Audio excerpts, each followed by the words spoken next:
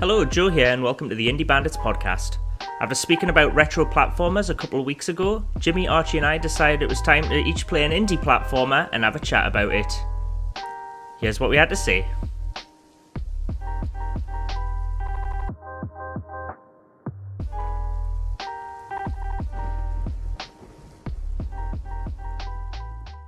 A couple of weeks ago, we did our first ever retro episode, and we were talking about the platformers we loved back in the day, or in the case of James, didn't.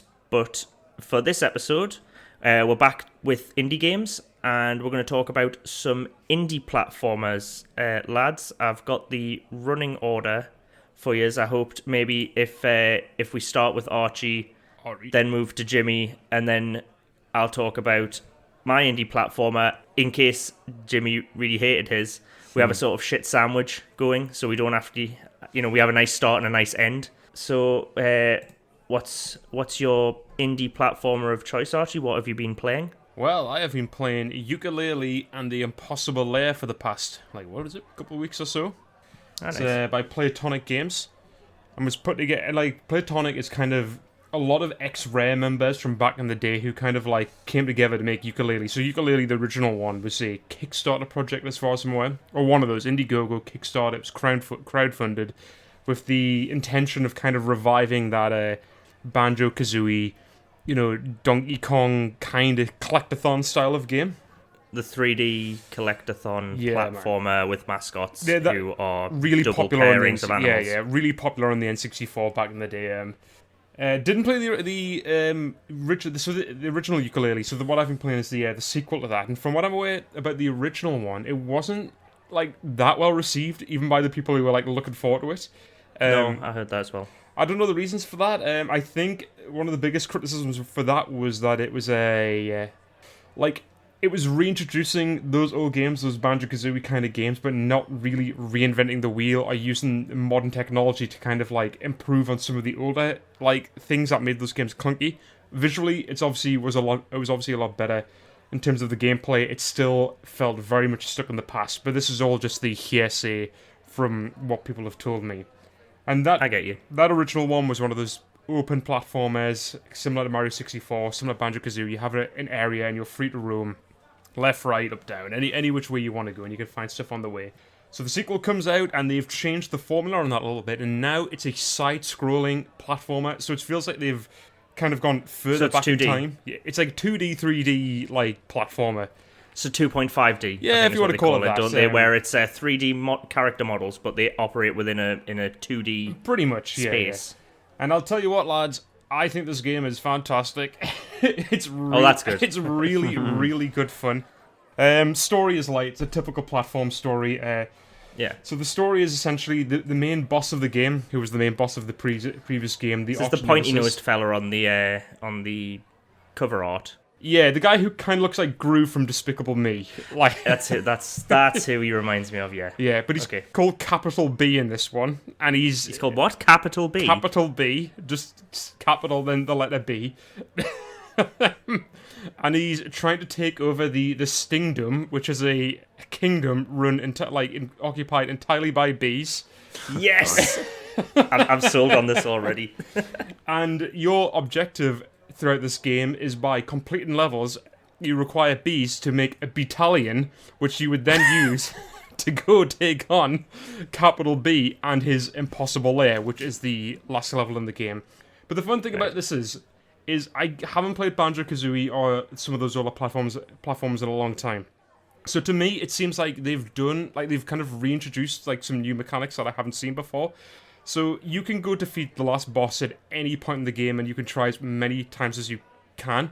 But if you... A la Zelda Breath of the Wild, I think theoretically there's nothing to stop you other than the difficulty and your level. Pretty much, yeah. And so there's not levels. It's not leveling up in kind of an RPG scaling level system. There are levels in a typical platform kind of sense. But every time you complete a level, you acquire a bee, which becomes a part of your battalion.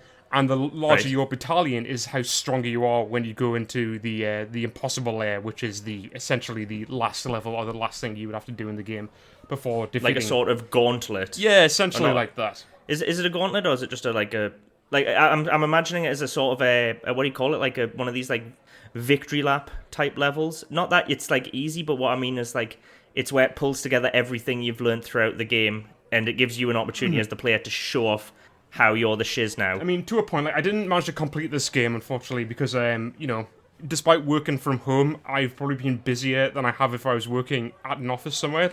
Like, Okay. so, but I've tried to put as much time in this game as I can. And the Impossible Lair, from what I've seen, I've only tried it a couple of times after playing for maybe 5 hours or something. That last level is incredibly, incredibly difficult.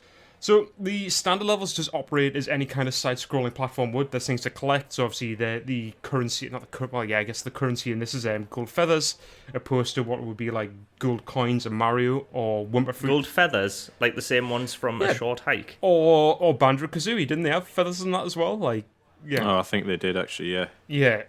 But there's additional things. There's the tokens, which are a little bit harder to acquire, and if you grab tokens, they open up more of the overworld. And you can also get little kind of like test tubes as well that are outside the levels in the overworld, and the test tubes allow you to unlock either new moves or silly little gimmicks. Some of those silly little gimmicks could be like applying a black and white filter to the screen, or they could be a move saying allow you to glide. Okay, so they're sort of they're unlockables, but they're not always essentially like gameplay unlockables. Exactly, yeah. So some of them, one's called the GB filter, and I haven't unlocked it yet, but I'm guessing it's a Game Boy filter, which would make the game look, I guess yellow and green. Sonic Mania had a lot of that stuff as well, where there was like bonus levels that allowed you to unlock, I guess, not Easter eggs, but this kind of like, it's more content but not more game. Yeah, exactly. Like when you unlock concept art and stuff like that, it seems that there's more of this in it as well. Yeah, it's really, really cool. And by the way, I just want to point out, this is Crash Bandicoot has already been mentioned in the podcast, so you can put a little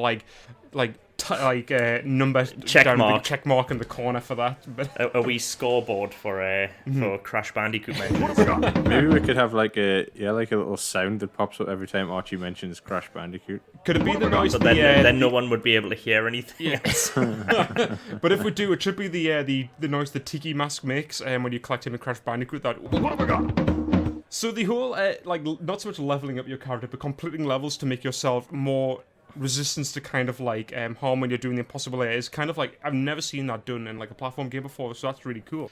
But the overworld So is it like your health? So it's essentially a shield. The more bees you have, the stronger your shield is essentially. So the more damage, but every time you take a bit of damage, you lose a bee. But when you go back into that level, all those bees are replenished, but you're back at square one again. So you have like a bee shield. A bee shield, yeah.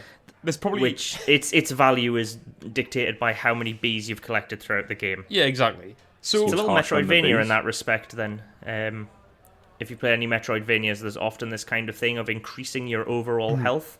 Yeah. Throughout the game, with like energy packs or whatever was the ones in Metroid, you'd get energy tanks, which would make your overall health greater. So you don't ever have to in Metroid. You never had to collect them; they weren't obligatory. But you don't want to face the last boss with only 100 health when you could face the last boss with like exactly 1,000 health. But those bees, they don't apply to the main levels in the overworld. They only apply to that last level, which is interesting. So you've got the same level of health. It might. Throughout. Yeah, from what I saw, it never got any. You could never increase your hit points, but you just like typical platformer. You just get like more moves as you go on, and the more moves you get, just allow you to do that little bit extra. But what I liked about this game as well, like, prepare for it. Unlike Crash Bandicoot again, where or maybe like a Mario 64, where the overworld is purely just as a vessel to enter levels. This does the same thing, but they've added little like puzzles and little bits of platforming in there as well. So, like all the test tubes that I mentioned earlier, all of them are in the overworld level. So is the overworld 2D or 3D? The overworld's 3D, so that's a top-down 3D thing, and the levels are side-scrolling. Like Anodyne? Yeah, but more like kind of like three-quarter top-down, if you know what I mean, and like, fun. God, those poor creators of that game. The overworld is super, like, fun to go around as well, so you're not always just like jumping from level to the next. There's things to be found there, and there's little characters you could speak to who need a little bit of something. Like there's one instance of this where one of the characters that need a little something. Yeah, need a little something. Yeah, like they've got this big machine that's got like enemies of the game in, and it's blocked for some odd reason. I can't remember the exact reason why they have it. And if you give them something, and I can't remember what that was as well, it unblocks the machine. But then that starts spinning enemies into one of the levels, and that makes that level like have an additional stage. So there's all these like weird little things they've added to it. So like off the back of that, each level, and maybe it's only selected levels, have multiple versions of that same level.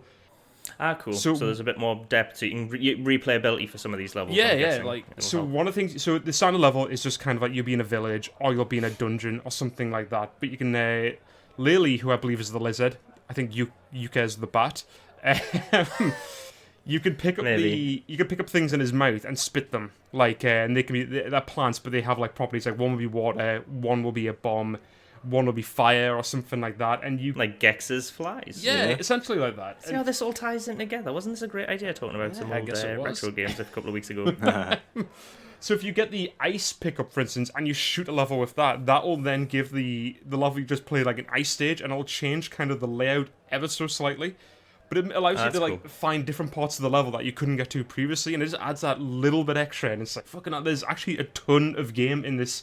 Supposedly, relatively small indie game. I know they've got, like, Team 17, like, backing this and everything as a publisher or something like that. And probably more funding than a lot of probably indie devs. And these guys have got, like, I don't know. They're industry vets as well. Yeah, these guys have been doing it for years. I don't know how many of these people worked on those all Rare games, but they've clearly, the DNA of what they've been doing is clearly in this. And the experience is there as well. Like, the music is so good. Like, the music's got that great, like, old... just charming platforming, like just daft, silly music, and all the writing's just really daft as well. Like I say, it's all, I don't know, like I'm sure all the characters like call you mate and all that, like all that, those typical like British kind of colloquialisms again. And I don't know, I enjoyed it from what I played, and I really want to go play some more of it. And I'm the grumpy one, and this is something I really, really did enjoy, and I only played so much of it. So, just to go back to those like level changes. Mm-hmm. So the idea is there's like, they're not fully new levels, but they're like variants on the previous level with like new paths unlocked or different routes created by the fact that you've changed the entire like aesthetic or style. Exactly. So like two examples of that. So like I'd say you could get the ice bomb thing, could bomb the book. And if there was water chutes on that level, they are now all frozen, so that allow you to like go up. They become like platforms, right? Platforms. And when I said earlier, when you unblock the enemy machine that spat enemies into a level, that give it an additional stage where you're kind of like doing that. Gonna do it again. You know that Crash Bandicoot bit where you get chased by the boulder? That would get. Yeah. That'll do the. So you'll have like hundreds of enemies in this level now, and they'll be like chasing you or something throughout the level. So you just got to keep going and going and going, and or the population of the enemies is just much more than it previously was. But it never ever feels superficial. It feels like those levels have all been really articulately designed to kind of. Yeah, they haven't just thrown in some like random crap. Go, oh, if we put this in, it'll be different. Yeah, exactly. It's see not if like it works the or not. programmers It have sounds just like they've been designed. like turned something from true to false. If you know what I mean. These have been like crafted specifically so you can do this and you can go back. But it makes this game much larger than your average like platform. Your average platformer probably takes like, depending on your skill level, 5 hours maybe. I know something like Celeste takes longer due to its difficulty, but something like a Mario you can complete in maybe from start to finish without doing all the collectibles a few hours probably. Go back and do all the collectibles. It's going to take you much longer. But on the base game level, I think something like this Yooka-Laylee, you're talking like 12 to 15 hours maybe. Like. And for a platformer, that's a decent length. Like, yeah. But yeah, I was, I'd heard the stories about the first Yooka-Laylee not being great. Everyone kind of like, I know people kind of ripped it a little bit on the internet. Do you think that was hype though? It could have been, but I think it's because also nostalgia. This is what people have been waiting for such a long time. If you get me, like it was the people who made their favorite game going back to make like essentially another version of their favorite game. Yeah. So in that case.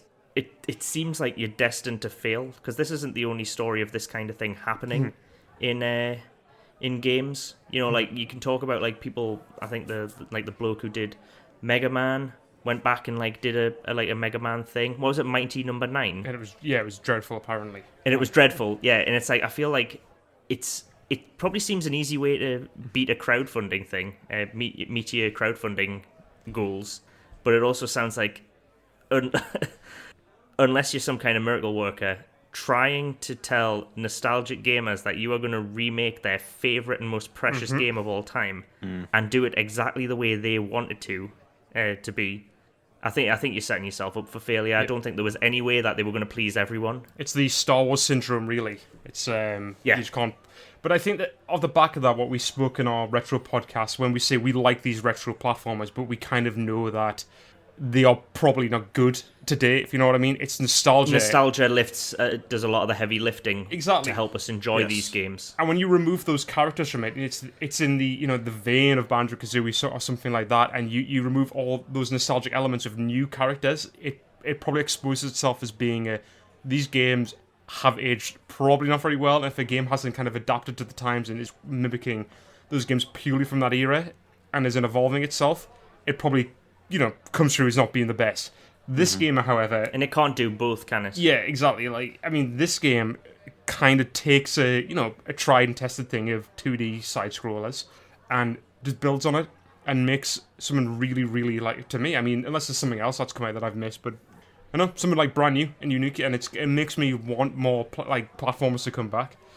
And everyone should play it, but I bet very few people have played Yooka-Laylee and the Impossible Lair, which is a great shame. Well, the reason we have a copy is because it was free on the Epic Store, so we didn't even have to pay for it. So if people have been claiming their free games on the Epic Store, and I know Epic Store is seemingly a bad word in the world of gaming, for some but reason. they gave you a free game. Just go and play it. Don't even worry about sometimes they make you download their thing to flip and play games. Most people will have it if they've got an Epic account. And have claimed it, obviously. So it's now's the chance to play it. But because it was free on Epic, makes me think maybe it didn't do so well when it went out. Yeah, the game looks great, plays really, really nicely as well. It's not as bitey as your Super Meat Boys might be or something like that. But it's I don't think the 3D platformers usually are. But it never feels unfair. It's not easy. It's quite a difficult game. I've died plenty in this. I know I'm getting old. I'm not probably as my dexterity isn't what it used to be. Talking you're 70 years old, Archie. The arthritis in my fingers. Yeah. But, it's a challenging game. There's a lot of things I've never seen before, and it's definitely... Are there difficulty settings on it, just out of interest? I don't think there are. So it's as is? It's a typical platformer. Out the box, it's as difficult as it is. Yeah. But apparently if you're older than 30 years old, it's going to be really difficult. It's really difficult. They do this, though, off the back of that, in terms of combat, if you do die a lot... I did die a lot in this game. It does say, do you just want to skip this section? So if you get stuck somewhere, it does give you the option to kind of just bypass something, which does get a bit annoying. Some people will be screaming at that. Some people are probably tearing their hair out just hearing that exists. But I wish I could. I probably can't turn that off. I didn't bother to look. But when I was dying a lot, I was like, stop telling me to bypass this. I want to do it myself. Stop telling me I'm terrible at this. This is one of those horrible things they do in games, don't they? This one, just assume it just goes, do you want to skip this bit? Mm-hmm. And nothing else. It doesn't say, it looks like you're shit at this. Do you know what I mean? It's very important how you do these things, because obviously for players who for whatever reason are struggling, you probably don't want to hear that in certain, worded in a certain way.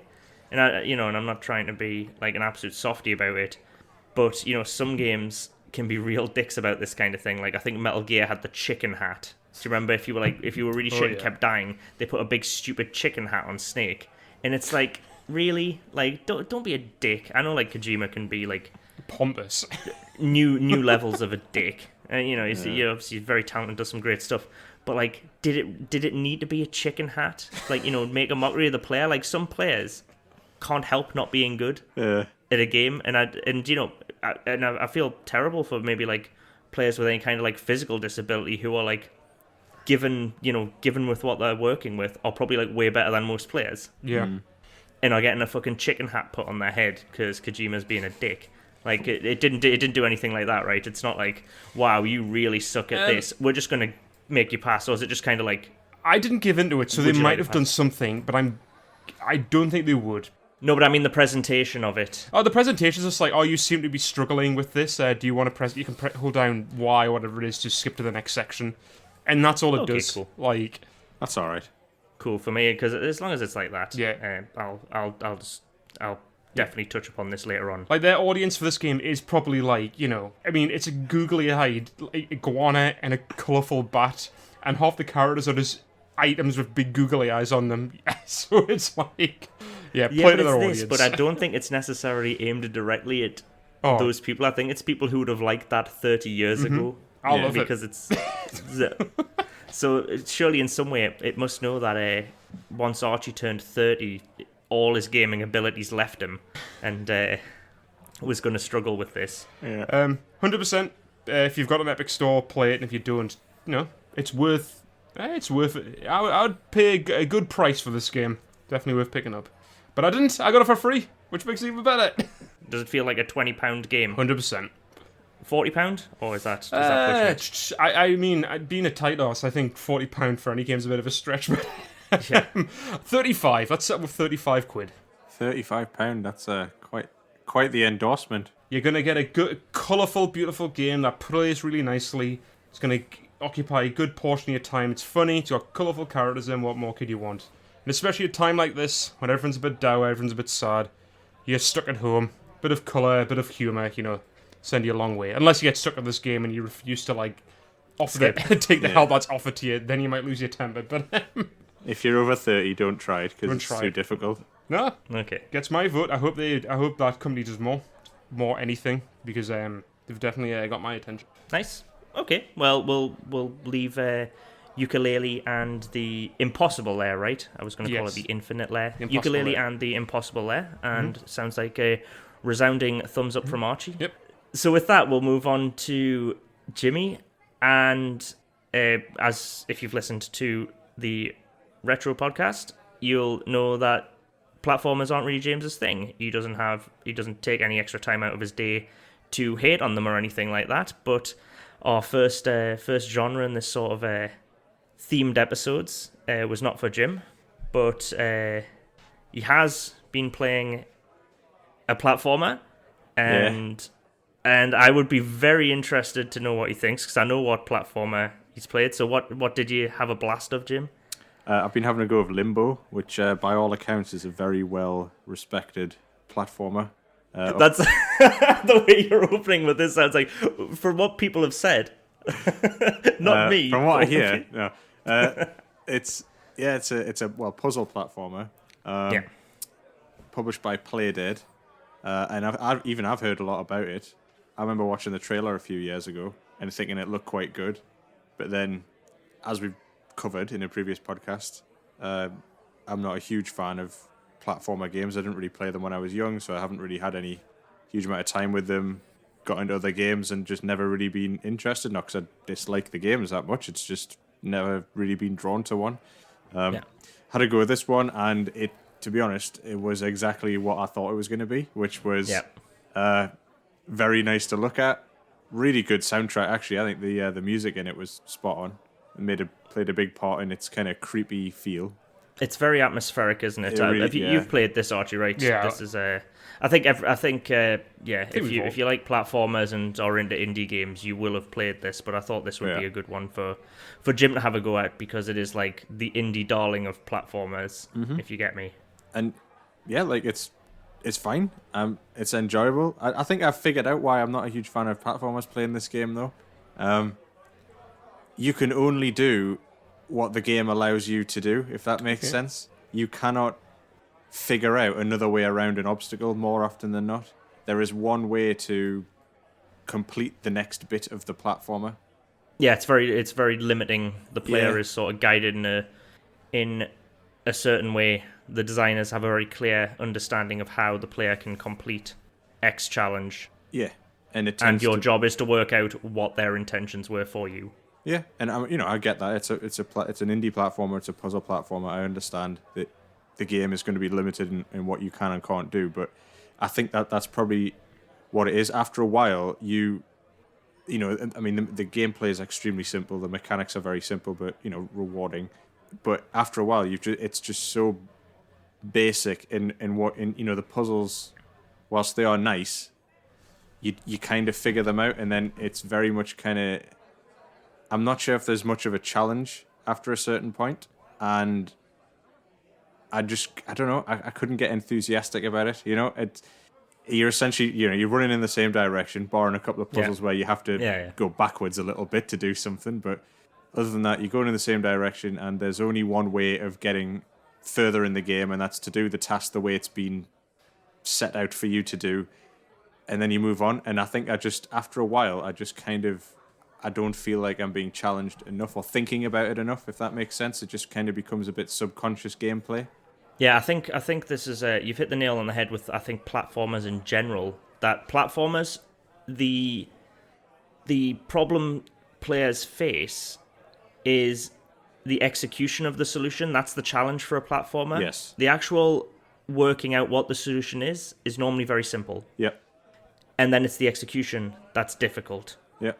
So it's not, they're never the kind of games that you're going to sit and think a lot. If you get me, you look at it and go, even on like really difficult platformers, you look maybe 2 or 3 times and go, well, I know where he's got to go. He's got to go from here to here and not hit these obstacles that kill him, for example. Mm-hmm. And then you go, okay, how do I do it? Can he jump far enough to do that? Or does he need to go this way and that way? But then after you've worked that out, which in many cases, is probably like a split second, give it a quick thought and you go, yeah, I can see what I need to do here. Yeah, I do like the fact that if he dies, you just jump straight back into it. I think every game should have that now. There should not be a game where you die and you have to go to a game over screen and you have to re-enter the game. That's just ridiculous. But so this one's fine for that. But I remember, like, when I was thinking about this, I was playing it and I'm thinking, this reminds me of, in its style and the soundtrack, reminds me of Katana being like really good in that respect. Like, it looks great, sounds great. But I remember thinking when I was playing Katana that there actually are several different ways you can get through a level. Yeah, there was a lot of cool stuff in Katana. You could roll and knock bullets back, and you've got like slow time 3 down. or 4 choices with every action. And I remember thinking, actually, there is a bit of strategy in that. Like, you actually have to think about it. It's such a relentlessly punishing game if you get it wrong, that you do have to spend a bit of time thinking about it. This, you pretty much, okay, that's the puzzle, that's what I have to do, and it's either tricky to pull off or it's not. And then after a while, you do just feel like, it's like I stop being engaged with what's going on, and I'm just completing the tasks as and when they come along. I've lost kind of interest in why I'm doing the task. I'm just simply doing the task. So the reason I recommended that you play this one is because I think it's got a little bit more depth in terms of presentation than most platformers. Mm-hmm. Like, obviously, Yooka-Laylee is all like fun and sunshine, and as Archie said, at this time, that's very welcome. Yeah. But it's not the first platformer to do the whole, sunshine coming out your arse and all these happy characters and, a furry convention. Whereas Limbo is like gone the whole other way with it. Yeah. And we're going to go full atmosphere. We're not going to give you some trite story to follow, like, here you are, crack on kind of thing. Yeah, I thought that would be maybe... Yeah. That would be something you'd like, but what I didn't envision, and your completely valid criticism of that, like these solutions are like really obvious and then you execute them. Mm-hmm. I think probably Limbo is one of the worst offenders for this, and you might be able to back me up on this, Archie. Mm-hmm. But Limbo works on a lot of set pieces. If you get me, 100%. The whole game of Limbo is triggering these set pieces, so some cool stuff happens. Which means, in that respect, the player is going to be very, very guided in what the devs wanted them to do, because you have to trigger these set pieces. 100%. And so what I would say is, you're completely right with Limbo and this kind of, here's an obvious solution, go do it, you've only got the one choice. Yeah. But I think Limbo is one of the worst offenders for this. There are games, platformer games, that do this less than Limbo. Oh, I imagine so, but I think that's, I don't know, just maybe it is one of the worst offenders for it, as you say, but it just kind of it made me realize what it was about platformers in general that doesn't grasp me after a while. I just scrolling continuously to the right, yeah, and just doing various bits and pieces as and when you come across them. I initially, the look and style of a game can kind of get me into it, but after a while, I just start to lose a bit of interest in what it is I'm doing.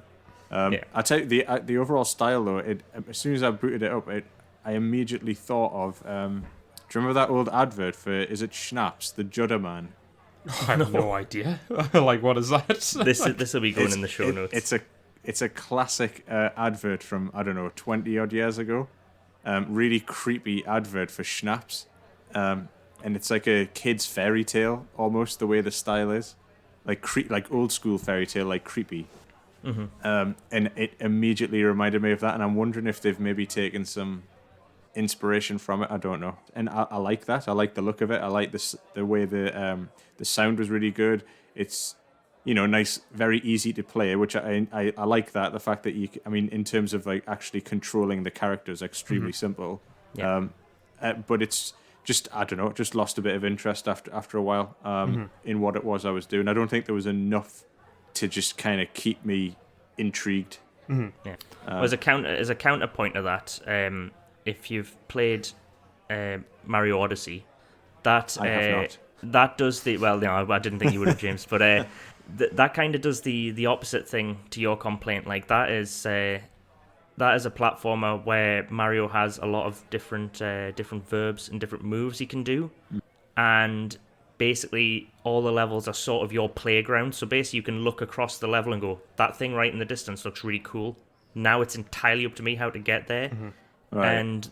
And the movement in that game, I know it's not indie, but the movement in that is like, designing a platformer 101 on how you can use the movement of your character to create like really interesting emergent gameplay, so that players can work out in whatever way they want how to traverse the levels, which is like the other end of the scale to what you've probably experienced in Limbo. It's funny to hear you say that, James. All these things that didn't draw you into it are actually kind of the things in, like, specifically for like platformers is kind of why I actually like them, because they're, like you say, they're kind of simple, and I agree with what you're saying. But on the other end of like, I like I like puzzles that make me think and have multiple solutions to them. But when it comes to like certain games, I guess like point and click, but in the case of this, like platformers, I sometimes like a simple like puzzle that has one solution, and I do just like get the satisfaction of just working it out, provided it's being like set up correctly.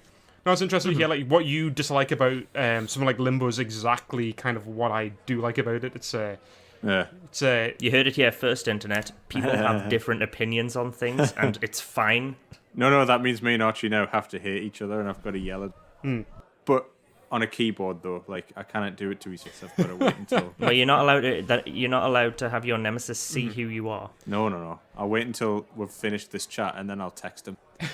I mean, angry text messages. What I liked about Limbo, I thought the game itself like had a good rhythm to it. It is slow. It's not like a faster pace like platformer, like an undisclosed marsupial, but it's like. Say it again, so he has to put the sound in. Oh, you mean like Crash Bandicoot? What have I got? But yeah, at the time of playing it, I thought it was refreshing to have something like that had this really kind of like monochromatic kind of color palette. And the atmosphere, even though it is just kind of like this dull, droning hum in the background as far as I can imagine, I just thought, I was like, well, this is like, a bit different. It's pretty dark and grim and unique, and, it is, as you say, like, simple, but when I was playing it, I just like, this is class, this is dead simple. I mean, you die a couple of times, but in the right situation, that's all I need sometimes.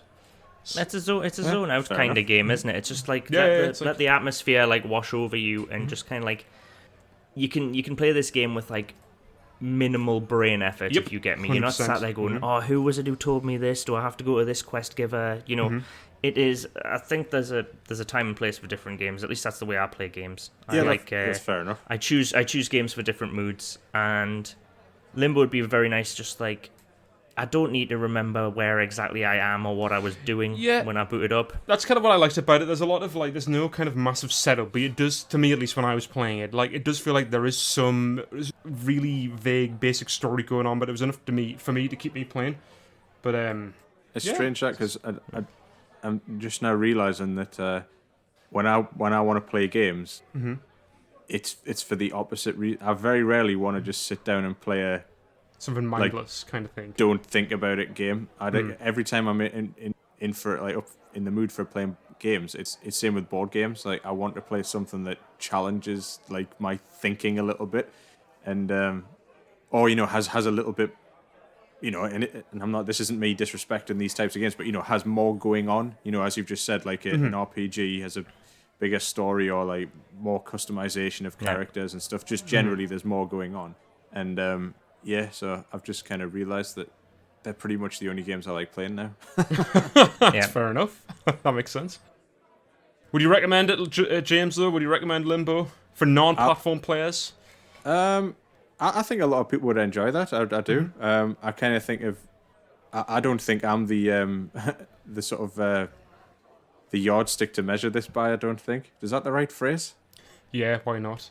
I am not the target market for this game, but I imagine the vast majority of people would find this entertaining and fun, and it certainly looks really good, and it's very easy to play. So it's not like any aspect of it would be off-putting to someone, unless you don't like platformers.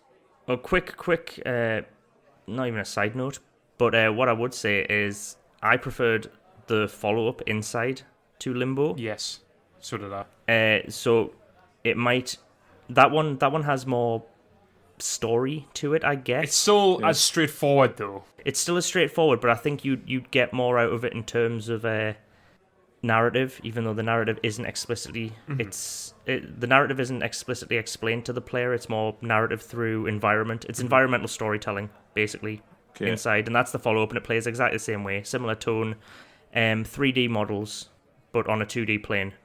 But worth checking out. Also, very easy to get your hands on. Cool. So I think we final game. Segue into your game now, Joe. Yes, that's as good as we could have expected from you, James. Good effort. I do actually appreciate you playing a game from a genre that we have clearly established isn't for you, because when it comes around to us doing this for a genre I don't particularly like, I know I'm going to have like a right huff on the whole time through any game I'm playing that isn't really for me. So thank you for that, and we'll move on to my indie platformer, and I've gone with basically what is one of my favorite, not even favorite indie games of all time, probably one of my favorite games of all time, and it's Celeste, which I don't imagine you'll have played, James, but I know you have, Archie. I have played it, and like most of my games, I have not completed it. Like all your books as well, Archie, with your bookmark you should see the pile of books I've got with the bookmarks in on page 13. You're not a completionist then? Absolutely not. No. So Celeste, for those who don't know, is a 2D pixel art platformer. I know, pixel art in indie, shocker, right? But it's That's never been done before. not underselling it. It's some of the nicest pixel art you'll ever see. But this is by, what was their first game? We played it, Towerfall. The devs of Towerfall made a random demo on this thing called the Pico 8, which is a fake console, a virtual console, if you will, that forces devs to create games within like very strict rule sets. So they have a very limited color palette, limited memory. So they made this this demo during a game jam about this girl who has to just climb mountains, and basically like it's sort of like platforming but with a lot of verticality in it. So instead of going left to right, so here's something new for you, James, you're sort of working upwards and sometimes left to right. But this character has a jump and a dash, and the dash is sort of like you briefly ignore gravity and all the other forces of physics and can dash in a particular direction, which allows you to you have to combine that with your jumping to make it to platforms. All right. And there's also and the main character can also climb, but to a limited extent, so she can cling on the sides of vertical wall faces, and for a limited period of time, depending on how much she moves on the wall, she has stamina basically, she can climb up these walls. So it's a lot of like jumping, dashing, grabbing onto things, climbing up a little bit, jumping off them, wall jumping, and has all these like cool verbs that you combine in like different ways to reach your target. So it started off as this Pico 8 demo, and then they developed the idea much further and turned it into a fully fleshed out game where basically you play as this girl Madeline, who is sort of having like a bit of an early 20s crisis or something. I can't remember what her exact age is, but she's in her early 20s and not really sure what to do with her life, or and she's struggling with I'm not going to diagnose her, but she has problems with mental health, and she's decided to climb this mountain called Celeste. So the mountain is the name of the game, not the main character. And basically, all the way through, the handful of people she meets on her climb up this mountain regularly remind her that climbing the mountain is difficult, and that she will fail, and not to really, not to worry about it too much. It's so on the nose, the metaphor, really. You can see it, but it's a really nice parallel, and it's kind of like the game you as the player have the same experience. All right, it's not as tough as climbing a mountain, but this game is hard as nails, and you will die a lot. And the game goes, well done, you completed that level. You died 200 times, and that's normal. You can die like 200 times in a single level.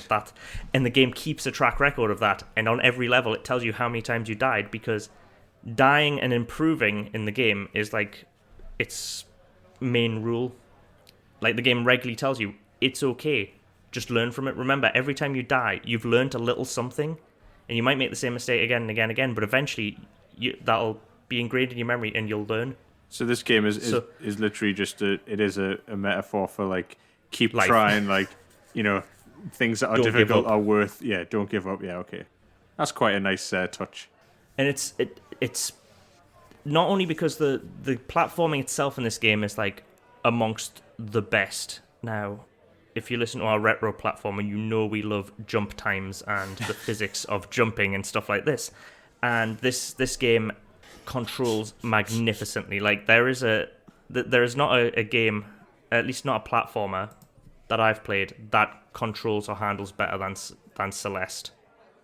And pair that with the fact that it's got this nice story, it's got a great soundtrack. It looks amazing. It's really tough to beat, and I mean both in the ways it's really hard to complete this game, and it's hard to find, for me, a better indie platformer than this. That's high praise. I couldn't praise any higher. I mean, look at the like plethora of accolades and awards this game will have got. It is very, very, very good. You played it as well, Archie? I've played it. I am on the last section now. Like, I bought this game, when was it? Over a year ago now. And the problem, right, it is good. And we just said, like, sometimes you want to come in, you want to sit down and relax, and maybe a platformer like Limbo is the best thing to do. This game is when you want to sit down, mentally focus on something and get through it, because it is brutally difficult at times, like. And you can see these speedruns of people doing it, and they're making it look like piss easy, and I'm on it, and I've died like 2,500 times or something. You are over 30 though, Archie. I am over. Gameplay abilities do drop off a cliff after that age. But it is very good. It's one of those difficult. It never feels unfair. Everything you do is your fault essentially. It's never the deaths never feel cheap, but it's just you just got to discipline yourself to play it the way they've intended it. It does do what you say, James, where it is like there's one solution to everything essentially, like to go from left to right, more or less. I'd actually interject on that, because there's a great GDC talk from Matt Thorson, who created the game, about his discussion of level design. Right. And they play tested this to such extent that when they found there was only one real route to their to the solution, the one like they'd envisioned that would be cool, because this game is sort of designed around like game feel and how it feels to play. Apparently, through like extensive play testing, they found, because of the number of like verbs they'd given this character, it emerged like no matter how they designed levels, players were always just finding their own way to do it. So maybe the levels are so well designed that when you look at the march, you go, this is the obvious way to do it. And maybe I look at the level and go, this is the obvious way to do it. And if we watch both of us play, and we might not be actually doing the same thing. Okay, that's interesting. I didn't know but that. Maybe it's so well designed that it seems obvious, but it's not obvious. There's several obvious ways, and different players and different approaches will find. I mean, obviously you're still going, there's the exit to this screen, because it's done by screens rather than levels. Like every time you leave the screen, your progress is saved, so you don't have to necessarily do like the 30 or 40 odd screens that constitute a level. Right. You can, because sometimes you'll be on one screen for a good half hour if you keep dying. The thing, they did one thing, like with the music, and I guess this is a minor. There's a spoiler, I'm not too sure. Like when you go to the mirror world at one point during the game, and Yes. what the composer for the music did is she got the music and reversed it or something, or she put an inner monologue of the what was the character called? Madeline, the Madeline character. So Madeline's this thing narrated throughout the music, but because it's reversed, you can't hear it. So people have been extracting that audio file and, reversing it so it's like going the way it should be. And it's got all this stuff like the inner thoughts of the character you're playing, and it's like, it's a little bit needless maybe, but it's just a cool little detail that there's somebody that was that creative to think, I'm just going to plop this in here, and I there's a lot of stuff like that throughout. There's some really interesting videos online about the music to this game as well, because there's like recurring motifs that play throughout, and there's certain melodies, and actual different instruments represent different characters. So even though you probably won't actively notice this, there are like certain voices, and I don't mean like human voices, I mean like instrumental voices, that are used in different ways to indicate like which characters are there, how they're feeling, and there's apparently this very clever design aspect that a lot of the music is like these lo-fi hip-hop beats to study to. I don't know if you've seen these this like it was a meme a while ago, but basically just like lo-fi hip-hop beats with like no vocals are like really good for studying to. The game has sort of that kind of music because the repetitive beat is really good for helping players achieve like a flow state. So you can just get into the zone and you don't realize you have. But even things like the music is designed with like such attention to detail. Like I think this is the main praise you have to give Celeste, is that there's clearly so much attention to detail that players don't notice it. That's the great kind of thing. There's things in gameplay that like make it really forgiving to players, even though the game's hard as nails. There are things where like technically, if you jump after you've ran the character off the end of a ledge, the character can still jump.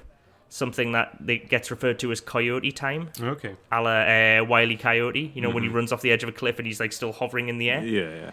Apparently, there's things like that where if you're running the character to jump across a ledge and you hit the button like a pixel too late, obviously the player doesn't realize, the game doesn't make mistakes. The game knows that you press that button too late.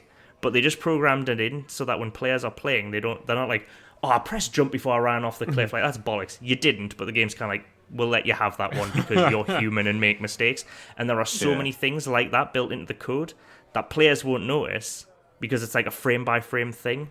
Like, if you press jump too early when landing to trigger a second jump, it'll let you get away with that as well. But you still have to be, really, like, focused when playing this game. It's still difficult despite all these things, but it's just designed around the fact that it will be fair to the players. And actually fair in favor of the players, not just fair in the broader sense. It is expertly crafted game. Like it really just nailed everything it wanted to do. From what I've played. Well, you've played Towerfall, Jim. I remember playing that with Dom and Archie as well. Yeah, with the arrows. This is made by the same guys, and it has a similar look. And the feel of Towerfall has got that. Like, there's some good jumps in Towerfall as well. Like, Towerfall feels how it should be. So you've got this platforming in it. Yeah. In Towerfall, as you jump around trying to kill each other. Yeah, but that like kind of think of like Towerfall, but without that as a stepping point. That's hugely underselling Celeste to say just think of it as Towerfall with levels. But the way it like handles and feels has this sort of like you press the button, it does exactly what you feel it should. The game is great. They a year and a bit after it was released, I think it was exactly a year after, they just released an entire extra chapter for free to the game. They're just like, here you go. The community really got into this game, and here's some more levels because you guys eat this shit up, and it's great to see. And it's sold a lot, and rightly so, I'd be very interested to see what that the company's called Matt Makes Games, which I think is unfair to everyone else involved. But Matt Thorson, the main guy, he seems like a bit of a game design genius in certain respects. It seems that he like knows his shit clearly. Obsesses over like everything to ensure that like games are good. Cool. And I think in indie space where you can have this kind of trouble with like creators being like, I think I'm always right. Jonathan Blow comes across a bit like this. The guy who made, what was it, Braid and The Witness? Mm-hmm. Although he's like one of the first famous indie guys, and also a genius. I'm not gonna The not Witness give him is that. sublime. Oh yeah, like his games are good, but like you watch him in interviews, and he's one of these like auteurs where you're like listening to him talk, and he's very much like, I am a genius, and everyone else is an idiot. Is he actually And I've like seen that? him- Really? Do you not remember the watch Indie Game the movie? There's a bit where like some rappers have like picked up his game and are playing it and are like filming themselves on Snapchat playing it, and they're like, oh my god, this game's so cool, like love it, look, you can reverse time, and when I reverse time this happens. And then there's Jonathan Blow being like, they've missed the point, they've missed the like Oh, okay. I see. subtext of my game. Getting precious about how someone experiences their creation. Yeah. Yeah, where it's like, if you're an author and the audience aren't getting what you meant by your subtext or whatever, then I don't think You've missed something. you've done it right. You've missed something. Like, it doesn't need Yeah. to be, it doesn't need to be obvious, yeah, but sometimes he comes across I see what you mean. a bit like this is a precious author and an auteur, sorry, and I don't think Matt Thorson does. I think Matt Thorson, at least from the interviews I've seen, I mean, obviously, again, Jonathan Blow might not be like that at all, but in the interviews I've seen, I'm like, come on, don't get too precious about it. People are enjoying your game. You should be thankful for that, even if they're not enjoying it in exactly the way you intended. Calm the fuck down. Matt Thorson does the other way, where he seems to be like, there's this, and this, and basically, to make this game perfect, we got tons of people to play test it regularly so that we could fine-tune it, and there were so many times, he goes, well, I like designed 300 levels, and we play test them, it turned out they were shit, or they needed loads of changes, or this, that, and the other, and he goes, and he seems to be the kind of person who can put his hands up and go, look, if a group of like 20-odd play testers have discovered this, I'm not going to be precious about what I designed because it took me ages. He goes, yeah, fine, if it doesn't work, I'll have to scrap it. And they did the same with their assist mode, which is like the final thing I always feel when I'm talking about Celeste that I have to mention. And this is the way you can change the game to make it easier. And you know how people get about games that are difficult, that they should be difficult because that's the creator's intentions. But then the counter argument, which again, we'll save this all for a different podcast, I think, talking about difficulty and accessibility. But this game and its assist mode is one of the most like beautiful implementations of difficulty without ruining the creator's intentions. And basically all it is there's an assist mode on the menu that you can select, and before you select it, it gives you a few text boxes that go, look, Celeste is meant to be difficult, so if you're finding it difficult, that's fine and that's normal. This is our intention. We want it to be difficult because it sort of like underpins the story, yada yada yada. Yeah. And it basically goes, it's difficult. That's what we want it to. We want it to be played like this, and we feel this is the real way the game should be played. However, having said that, we understand that some people will struggle with this, and will struggle with it to such an extent that they might just not be able to ever complete it. And we don't want to stop you doing that either. So if that is you, and you feel like, look, I've hit a point where I cannot actually get any further in this game because of it's difficult for whatever reason, whether, it doesn't matter whether you have, like, any kind of handicaps or disabilities that would impair you from doing it, or you're just not very good at games, this option is here for you. But keep in mind, before you activate it, that this is not really what we meant, and you might lose some of the key elements of the game by activating this. And then once you activate it, you have a lot of controls to change it, so you can do things like change the speed of the game, so you can slow it down to like 10% if you really want to play it like really slowly, and the jumps last like 10 seconds kind of thing. You can change how many times the protagonist Madeline can dash in the air, so you could give her like infinite dashes, so she could basically fly through the levels if you want. And a number of other options that basically allow you to tweak the parameters of the game to make it completable. I think I'm not even sure if there's one there. It's basically God mode, if you remember from like old back in the day, first missions. But they implemented that, and instead of the chicken hat that we referred to earlier, it doesn't go, oh, so you're a little baby and you want to play this game, it's too tough for you, which Doom does sometimes, where it has like little baby mode if you want to pick the easiest settings. Like, don't be a dick. This one is just like, cool, not everyone's the same. Maybe you just don't have the fucking time to complete Celeste at regular difficulty and you just want to see the end of it because it's a nice little story. Yeah. There you go. Here it is. But before you do it, we're not going to make it confusing by going easy, medium, difficult. We're not going to tell you, the player, how difficult this game should be. We go, we know how difficult it should be. It's the default setting. Yeah. But if you want to change it, that's cool. We don't care. Yeah. We want you to enjoy our game. And I think that is like the bow in the ribbon that is... That is Celeste. So you like it then, Joe? Yeah, it is a fantastic game and highly recommended. to anyone but James. But James just wouldn't understand it. Is the problem? You just wouldn't get it.